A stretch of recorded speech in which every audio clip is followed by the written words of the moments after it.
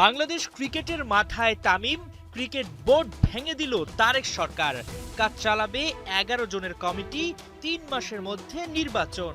বিসিবির নয়া ad hoc committee নিয়ে এমন শিরোনামে সংবাদ করেছে ভারতীয় গণমাধ্যম আনন্দবাজার।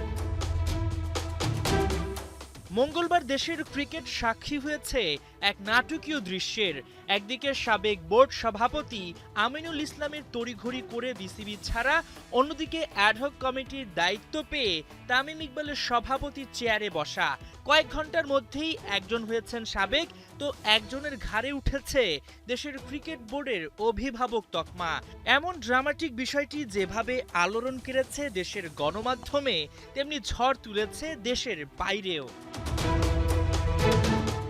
বিশেষ করে ভারতীয় সংবাদ মাধ্যমগুলোতে বেশ ফলাও করে ছাপা হচ্ছে বিসিবি নির্বাচনে অনিয়ম এবং অ্যাডহক কমিটি ইস্যু, যেখানে আমিনুল ইসলাম বুলবুলকে কাঠগড়ায় দাঁড় করাতে এক চুলও ছাড় দেয়নি ভারত।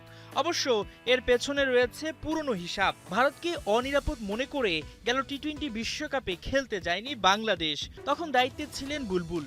সেই বিষয়টিকে জোর দিয়েছে ভারতীয় মিডিয়াগুলো।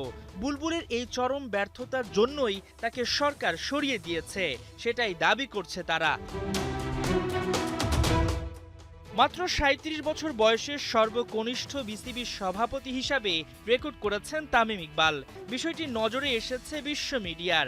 সাবেক তারকা অধিনায়কের হাতে সময় মাত্র ৩ মাস। এই ৯০ দিনের মধ্যেই দিতে হবে নির্বাচন। ২৪ থেকে ২৬ গেল ২ বছরে ৩ জন সভাপতি দেখল দেশের ক্রিকেট। টালমাটাল ক্রিকেট কাঠামোর সঙ্গে ইমেজ উদ্ধারে ব্যস্ত থাকবে খান সাহেবের বোর্ড, যেখানে বড় ইস্যু বিশ্ব মিডিয়ায় বাংলাদেশকে নিয়ে যাতে কাটা ছেঁড়ার সুযোগ না থাকে। তামিম ইকবালের জন্য চ্যালেঞ্জটা যেন বেড়ে গেছে বহুগুণ। একদিকে আগের বোর্ডে যাচ্ছে তাই কর্মকাণ্ড, বিশ্বকাপে না যাওয়া, ঘরোয়া লীগ বন্ধ, সেই সঙ্গে সময় মাত্র ৯০ দিন। রীতিমতো টি-20 ম্যাচই খেলতে হবে তামিম ইকবালকে।